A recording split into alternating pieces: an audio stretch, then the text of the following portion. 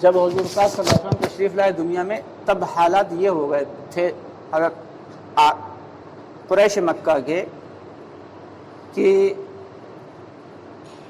بچیوں کو، اپنی سگی بچی کو زندہ دفن کر دیا کرتے تھے کہ ہم کسی کو اپنا داماد نہیں بنائیں گے. یہ حالت ہے. یعنی بیٹی کا باپ ہونا گویا کہ ان کی نظر میں ایک بہت بڑا ذلیل کام تھا اور اسے ذلت کا محرک سمجھتے تھے. اور عورت اگر بیوہ ہو جاتی تھی تو وہ نہا نہیں سکتی تھی، کپڑے نہیں بدل سکتی تھی، سر میں کنگھا نہیں کر سکتی تھی، یہاں تک کہ اسے بالکل کسی جانور کی طرح جو ہے ٹریٹ کیا جاتا تھا. حالات یہاں تک تھے کہ حضور پاک صلی اللہ علیہ وسلم جس وقت تشریف لائے ہیں تو قریش مکہ میں ایسی جہالت عام تھی کہ جب کسی کے گھر کوئی مہمان آتا تھا تو اس مہمان کی خاطر تواضع اور عزت و وقار کو دیکھتے ہوئے غلام کو کھمبے سے باندھا جاتا تھا، ستون سے باندھا جاتا تھا اور اس پر تیل چھڑک کر آگ لگا دیتے تھے. اور اس کی روشنی میں سب سے پرانی جو شراب ہوتی تھی وہ اپنے مہمان کو پلاتے تھے.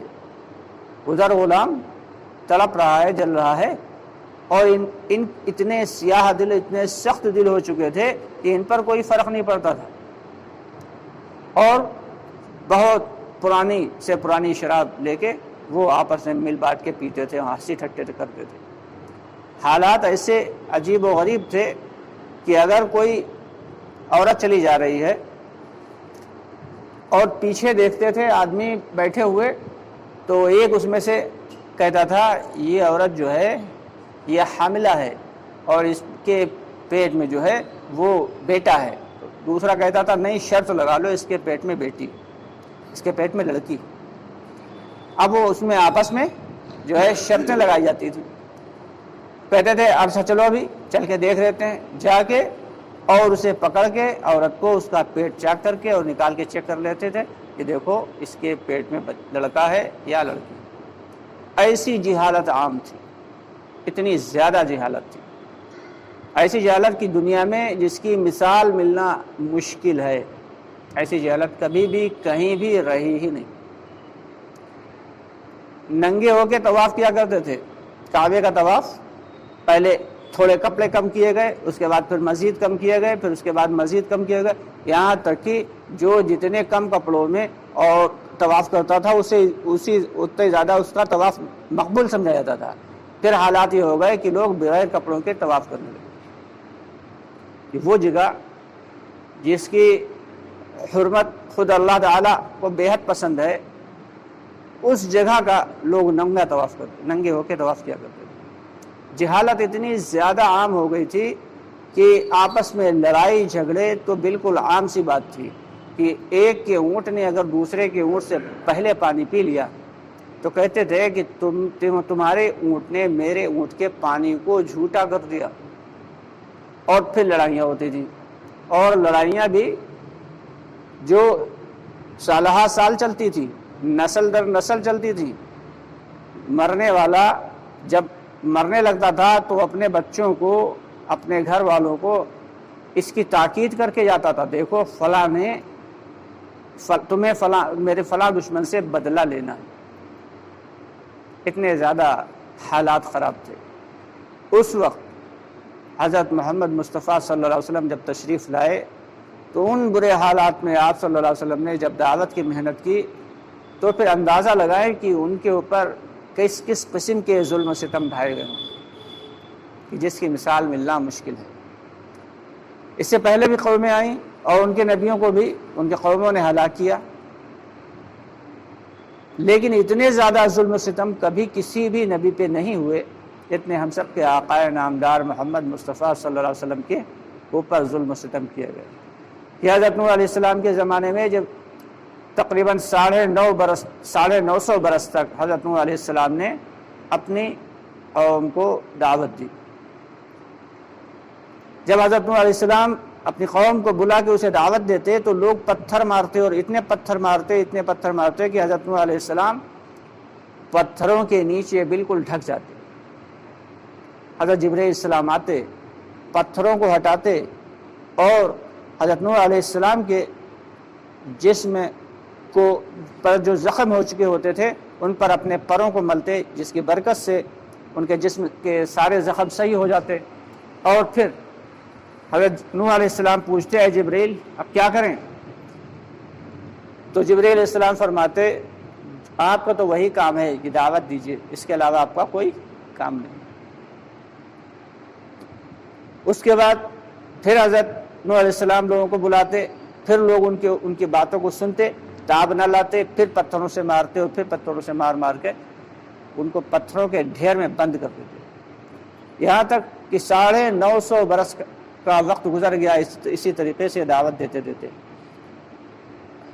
عجیب و غریب منظر تو تب ہوا جب حضرت نوح علیہ السلام نے ایک دن دیکھا کہ ایک آدمی اپنے 6-7 سال کے بیٹے کو اپنے کندھے پر سوار کیے ہوئے لایا، اور حضرت نوح علیہ السلام نے جیسے ہی دعوت دینی شروع کی تو ان کی قوم نے ان کو پتھر مارنے شروع کیے، تو اس شخص نے بھی پتھر مارنا شروع کیے، اور پھر ایک ایک پتھر اپنے بیٹے کو دے کے تھماتا رہا اور کہتا رہا کہ بیٹا جلدی سے تم بھی پتھر مار لو، ایسا نہ ہو جائے کہ یہ شخص مر جائے اور تم اس عظیم نعمت سے محروم ہو جاؤ۔ تو اس دن حضرت نوح علیہ السلام نے کہا، یا رب العالمین یہ قوم اب ماننے والی نہیں ہے، اب اس قوم کو ہدایت نہیں مل سکتی، یا اللہ اب تو اس پر عذاب ہی بھیج دے۔ تب پھر اللہ رب العالمین نے حکم دیا کہ تم ایک کشتی بناؤ، پھر کشتی بنائی گئی، پھر وہ تو ایک الگ واقعہ ہے۔ کل ملا کے ہر نبی کے اوپر ظلم و ستم ڈھائے گئے۔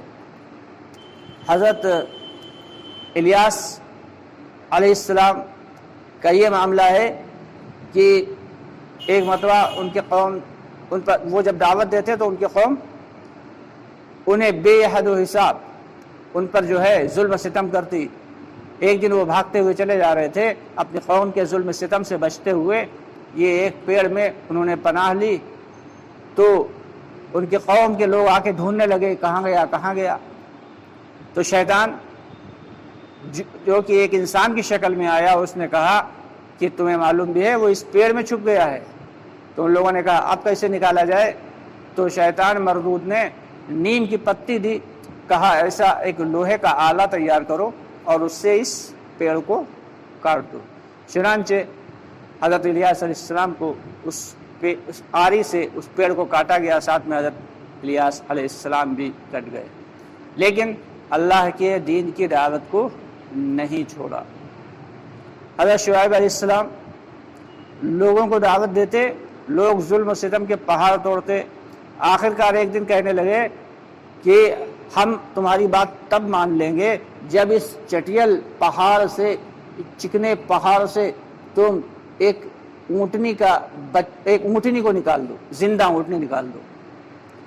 اب اندازہ لگانے والی بات ہے کہ ناممکن کام کو بھلا کوئی شخص کیسے کہہ سکتا ہے یا کیسے کر سکتا ہے، لیکن چونکہ حضرت شعیب علیہ السلام نبی تھے، انہوں نے اللہ رب العالمین سے دعا کی اور اللہ رب العالمین نے ان کی دعا کو قبول کیا، اور اس چٹیل اور چکنے پہاڑ سے ایک زندہ اونٹنی کو نکالا جو کہ گابھن تھی، اور نکلنے کے بعد اس اونٹنی نے بچہ جنا، اور وہ اونٹنی اتنی قوی ہیکل تھی، ایسی بھاری بھرکم تھی کہ وہ زیادہ سے زیادہ چارہ کھا جاتی تھی، اور جو پانی ان کے پینے کا ہوتا تھا وہ سارا کا سارا پانی پی جاتی تھی، لیکن اس کا دودھ اتنا زیادہ ہوتا تھا کہ ان کا پورا قبیلہ اس دودھ کو پی کے سیراب ہو جاتا تھا۔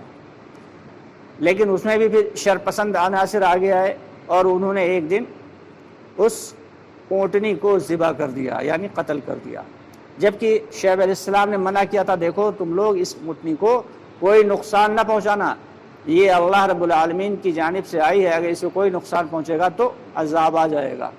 لیکن ان لوگوں نے نہیں مانا، اونٹنی کو جب قتل کیا تو بچے نے، جو اونٹنی کا بچہ تھا، اس نے 3 مرتبہ آواز ماری اور بھاگتا ہوا گیا، اور پھر واپس اسی پہاڑ میں جس میں کوئی درز نہیں تھی اور کوئی رخنہ اور کوئی اس میں سوراخ نہیں تھا، اسی پہاڑ میں پھر سے جا کے غائب ہو گیا۔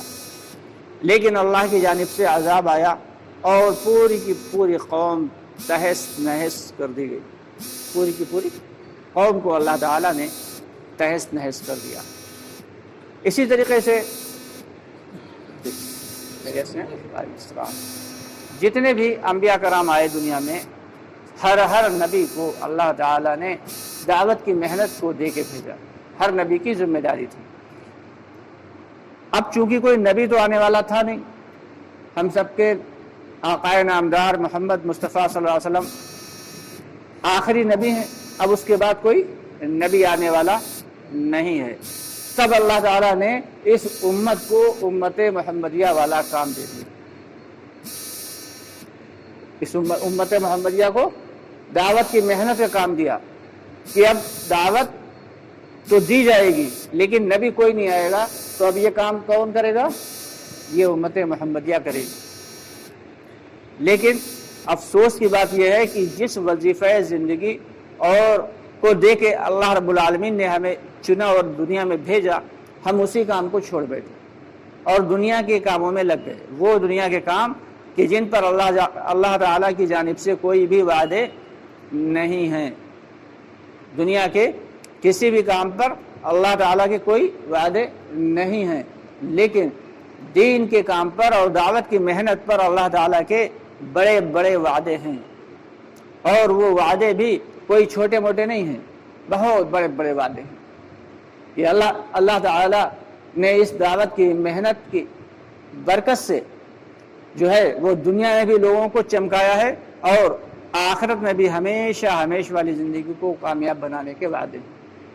وہ زندگی جو کبھی نہ ختم ہونے والی ہے، جو کبھی نہ ختم ہونے والی زندگی، اس زندگی میں کامیابی کے وعدے ہیں۔ آج افسوس کی بات یہ ہے کہ ہم نے کامیابی کس کو سمجھ لیا؟ ہم نے تو یہ سمجھ لیا کہ کسی نے اگر 2-1 مکان خرید لیے، 2-1 گھر لے لیے، یا کسی شخص نے اگر کوئی پلاٹ لے کر اگر ڈال لیے، یا کسی نے کوئی بڑا بزنس شروع کر دیا، تو ہم یہ سمجھتے ہیں وہ کامیاب ہو گیا۔ در حقیقت یہ کامیابی نہیں ہے۔ کامیابی کیا ہے؟ کامیابی تو وہ ہے کہ ہماری آخرت سنور جائے، کیونکہ دنیا کی زندگی کتنی بھی اچھی ہو، کتنی بھی لگژری ہو، کتنی بھی تعیش والی ہو، عیش والی ہو، لیکن بہرحال ختم ہو جانے والی ہے۔ لیکن آخرت کی زندگی وہ زندگی جہاں ہمیشہ رہنا ہے۔ فرماتے ہیں کہ اگر وہ کامیاب ہو گئی تو آخرت کی زندگی کا معاملہ یہ ہے کہ وہاں پہ کبھی موت نہیں آئے گی، اور اگر جو کامیاب ہو گیا وہ کبھی بوڑھا نہیں ہوگا، اور وہ کبھی اسے کوئی غم رنج نہیں ہوگا، اور وہاں کوئی بیماری نہیں ہوگی، وہاں ہمیشہ عیش ہی عیش ہوگا۔ وہاں پہ کبھی کوئی پریشانی، کوئی مشکل، کوئی مصائب، کوئی تکلیف، کوئی مجاہدہ نہیں ہوگا۔ وہاں کی زندگی تو ایک دم لگژری ہوگی کہ آدمی کا جو دل چاہے گا اللہ تعالیٰ وہ فوراً کر دیں گے۔ کہ جس نے دنیا میں کبھی موسیقی کی آواز نہیں سنی، میوزک نہیں سنی، اللہ تعالیٰ وہاں پہ اسے ایسی میوزک سنائیں گے اور ایسی موسیقی سنائیں گے کہ جو کہ اس کے رگوٹے میں سرایت کر جائے گی۔ اور جس نے دنیا میں جو ہے وہ اپنی نظروں کی حفاظت کی ہوگی، تو اللہ تعالیٰ اسے ایسی عظیم قسم کی اور بڑی آنکھوں والی حوریں اللہ تعالیٰ دینے کا وعدہ فرماتے ہیں کہ جس میں دنیا میں جس نے غیر محرم پر نگاہ ڈالنے سے 1 مرتبہ بھی احتراز کر لیا اور بچ گیا، تو اللہ تعالیٰ اس کا ایک نکاح ایک حور سے کر دیتے، ایک حور سے اس کا نکاح فرما دیتے۔ تو اندازہ لگائیں کہ دنیا کی زندگی میں اور آخرت کی زندگی میں فرق کتنا ہے۔ کہ دنیا کی زندگی چند روزہ ہے، اور وہ زندگی کہ جس کا ایک لمحے کا بھی بھروسہ نہیں ہے، پھر بھی ہم اسی زندگی کو کامیاب بنانے کے لیے 24 گھنٹے محنت کر رہے ہیں نا بھائی، ساری کی ساری محنت۔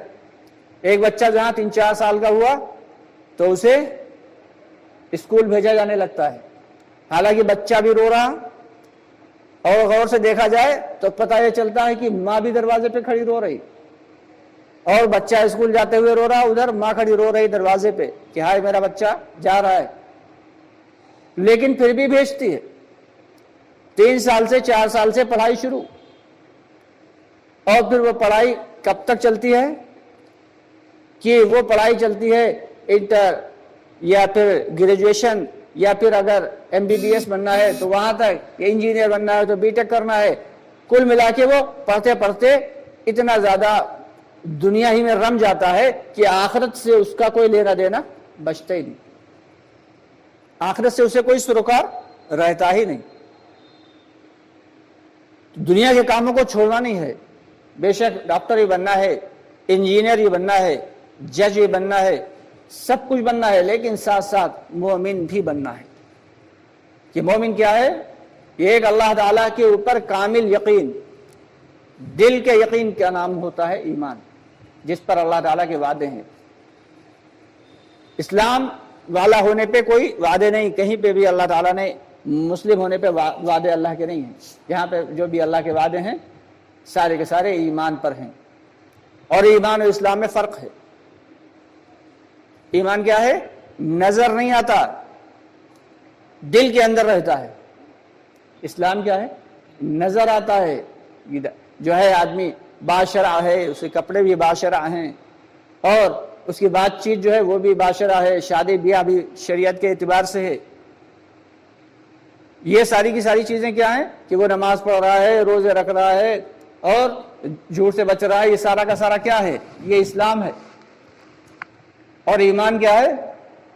کہ تنہائی میں بھی اللہ تعالیٰ کا ہمیں اتنا ہی یقین ہو جتنا، اور گناہ سے ہم اتنا ہی زیادہ ویسے ہی بچ رہے ہوں جیسے بھیڑ میں بچتے ہیں، اس کا نام ایمان ہے۔ تو ایمان اور اسلام میں بڑا فرق ہے۔ اللہ کے سارے وعدے ایمان کے ساتھ ہیں۔ کوئی شخص کسی کے دل میں اگر ایمان نہیں ہے لیکن وہ نماز پڑھ رہا ہے تو بغیر ایمان کے نماز قبول ہے؟ قبول نہیں۔ تو پہلی فکر کس بات کی کرنی ہے کہ اپنے ایمان کو بنانے کی محنت کرنا ہے۔ جب ایمان بنے گا تو اعمال بنیں گے، اعمال میں جان پڑے گی۔ اعمال کیا ہیں؟ اعمال تو وہی ہیں جو شریعت اسلامیہ نے ہمیں بتائے، وہ تمام کام جو شریعت کے اعتبار سے ہیں وہ سارے کے سارے اسلامی کام ہیں، لیکن اگر وہ سارے کام ایمان کے ساتھ ہوں گے تب تو اس کا ہمیں پورا فائدہ ملے گا، اور اگر ایمان کے بغیر ہم تمام اعمال کر رہے ہیں تو ان اعمال سے ہمیں کوئی فائدہ ملنے والا نہیں ہے۔ تو اس لیے پہلی محنت جو کرائی جاتی ہے وہ پہلی محنت ایمان پہ ہے، اس کے بعد پھر اسلامی جو نظام ہے اس کے اعتبار سے محنت کرنا ہے کہ ہمارا نظام، کہ ہم سودی نظام سے بچ رہے ہوں، ہم جھوٹ کے ماحول سے بچ رہے ہوں، ہم زنا کے ماحول سے بچ رہے ہوں، ہم ہر گناہ کے ماحول سے بچ رہے ہوں۔ اور ماحول کب ملے گا؟ ماحول تب ملے گا جب ہم دین کا ماحول بنائیں گے، کیونکہ بدی کا ماحول تو چاروں طرف پھیلا ہوا ہے۔ دین کا ماحول، اسلامی ماحول تب بنے گا جب ہم اس کی باقاعدگی سے محنت کریں گے، فکر کریں گے، کوشش کریں گے اور جد و جہد کریں گے۔ بغیر جد و جہد کے، محنت اور کوشش کے ہمیں دینی ماحول نہیں مل سکتا۔ حضور پاک صلی اللہ علیہ وسلم ایک مرتبہ تشریف فرمائے اور آپ نے مجلس میں فرمایا کہ دین پہ چلنا بہت آسان ہے، دین پہ چلنا بہت آسان ہے۔ اگلے موقع پہ آپ صلی اللہ علیہ وسلم نے فرمایا کہ دین پہ چلنا بہت مشکل ہے۔ صحابہ کرام نے پوچھا یا نبی اللہ، یا رسول اللہ صلی اللہ علیہ وسلم، اس دن تو آپ نے فرمایا تھا دین پہ چلنا بہت آسان ہے، اور آج آپ فرما رہے ہیں کہ دین پہ چلنا بہت مشکل ہے، اس کی کیا وجہ ہے؟ تو آپ صلی اللہ علیہ وسلم نے فرمایا کہ جب دین کا ماحول ہوگا تو دین پہ چلنا بہت آسان ہوگا، اور جب دین کا ماحول نہیں ہوگا تو دین پہ چلنا مشکل ہوگا۔ آج سب کچھ ہے لیکن دین کا ماحول نہیں، جس کی وجہ سے ہماری نمازیں چھوٹ رہی، ہمارے گھر والوں کی نمازیں چھوٹ رہی، ہمارے پڑوسیوں کی جو ہے نمازیں چھوٹ رہی۔ جو ایمان کے بعد سب سے پہلا مرحلہ جو حکم ہے وہ نماز ہی تو ہے۔ اپنے ایمان پہ بھی محنت کرنا ہے اور اپنے اعمال پہ بھی محنت کرنا ہے۔ ہم یہ سوچ لیں کہ چلو اب ہمارے اتنے چلے لگ گئے، اتنے 4 ماہ لگ گئے اور روزانہ تو ہم یہ کام کرتے ہی ہیں، چلو آج چھٹی کر لیں، بس یہی سب سے بڑا نقصان ہے۔ کبھی ہم نے یہ سوچا کہ چلو مہینوں سے ہم کھانا کھاتے چلے آ رہے ہیں، چلو اب کی اس مہینے چھٹی کر دیتے ہیں 1 مہینے کھانے کی، چلو اتنے دن سے ہم لگاتار پانی پیتے چلے آ رہے ہیں، چلو اب 1 مہینہ تک پانی ہی نہیں پیئیں گے، کبھی سوچا؟ تب تو روزے میں بھی انتظار ہی رہتا ہے، شربت بنا تیار رکھا ہوا ہے، گلاس پہ گلاس اور پورے کے پورے جگ بھرے رکھے ہوئے ہیں کہ ادھر اذان کی آواز آئے ادھر فوراً گٹاگٹ۔ تو جب ہم پیاسے نہیں رہ سکتے، جب ہم بھوکے نہیں رہ سکتے، جو کہ کیونکہ یہ کھانا یہ پینا جتنا بھی ہے یہ پانی اور یہ کھانے کی چیزیں یہ ساری کی ساری جسم کی غذا ہیں، اور یہ عبادات جو ہیں، یہ اعمال جو ہیں، یہ سارا کا سارا ایمان کی اور روح کی غذا ہے، اور روح کی غذا اگر نہیں ملے گی تو روح کمزور ہوتی چلی جائے گی۔ جیسے کہ اگر کھانا اور پانی نہ ملے تو جسم کمزور ہوتا چلا جاتا ہے۔ تو ہم جسم کو تو خوب موٹا تازہ کر رہے ہیں لیکن روح کے اوپر ہم کوئی محنت نہیں کر رہے، جبکہ یہ اصل کام جو ہے یہ دعوت کا محنت کی جو بھی محنت ہے یہ ساری کی ساری آخرت کی فکر کے لیے ہے۔ یہ جسم تو فنا ہو جائے گا۔ آج ہم یہ بیٹھے ہوئے ہیں تو ہر آدمی کہتا ہے یہ فلاں ہے، یہ فلاں آدمی، یہ فلاں آدمی، اور ادھر روح نکل گئی تو یہ نہیں کہے گا یہ فلاں آدمی، یہ کہا جائے گا یہ اس کی مٹی ہے، یہ اس کی لاش ہے، یہ تو کہا جائے گا۔ تو بات تو وہ شخص گیا کہاں؟ اب تو یہ کہہ رہے ہیں یہ اس کی مٹی ہے، تو وہ شخص کہاں ہے بھائی؟ وہ شخص دراصل روح تھی، وہ روح تھی جو نکل گئی، اب وہ روح کہاں گئی؟ وہ عالم برزخ میں گئی جہاں ہمیشہ ہمیش کی زندگی۔ تو ہمیں فکر کرنا ہے اپنی اس ہمیشہ ہمیش والی زندگی جو مرنے کے بعد ملنے والی ہے، اور وہی اصل زندگی ہے۔ جس دن دوستو یہ یقین ہمارے دلوں میں آ جائے گا تو دنیا اور دنیا کی چیزوں کی محبت، دنیا اور مخلوقات کا خوف خود بخود ہمارے دل سے نکل جائے گا۔ پھر نہ کمانے کی زیادہ فکر رہے گی اور نہ خرچ کرنے کی زیادہ جو ہے لالچ رہے گا، بلکہ ضرورت کے مطابق کمائے گا آدمی اور ضرورت کے مطابق خرچ کرے گا، اور اصل فکر کس بات کو آگے رکھے گا؟ اصل چیز جو ہے وہ آخرت والی زندگی، کہ وہ کیسے کامیاب ہو جائے، کیسے ہماری زندگی میں، ہماری اہل و عیال کی زندگی میں، کیسے ہماری پڑوسیوں کی زندگی میں، کیسے سارے عالم کے جو ہے لوگوں کی زندگی میں دین اور دین کی محنت والے اعمال زندہ ہو جائیں، اس بات کی فکر کرنا۔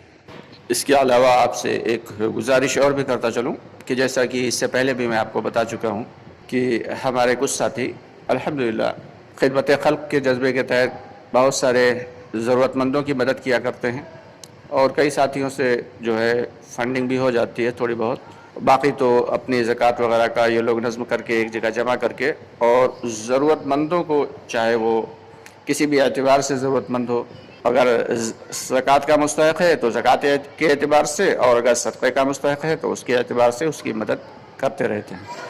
لیکن کبھی کبھی ایسا ہوتا ہے کہ سائل زیادہ آ جاتے ہیں اور جو ہے فنڈنگ کم پڑ جاتی ہے، تو آپ لوگوں سے میں نے کہا تھا اس سے پہلے بھی کہ کوشش کر کے، اگر یہ جو ایک میں آپ کو بار کوڈ دے رہا ہوں جو آپ کو اسکرین پہ نظر آ رہا ہے، اگر آپ چاہیں تو اس بار کوڈ کے ذریعے آپ ہمارے ساتھیوں کے ساتھ جو ہے تعاون کر سکتے ہیں، اور جتنا بھی چاہیں اپنی منشا مطابق ان کی مدد کر سکتے ہیں، زکوٰۃ کے ذریعے بھی اور صدقات کے ذریعے بھی۔ اللہ آپ سب کو جزائے خیر عطا فرمائے اور آپ سب کے رزق میں بے حد و حساب برکت عطا فرمائے، کیونکہ خدمت خلق کا جذبہ ہونا یہ بھی بہت اہم بات ہے، اور خدمت خلق کا کرنا یہ بھی بڑی اہم بات ہے۔ اس کے ساتھ ہی اجازت چاہیں گے۔ السلام علیکم ورحمۃ اللہ۔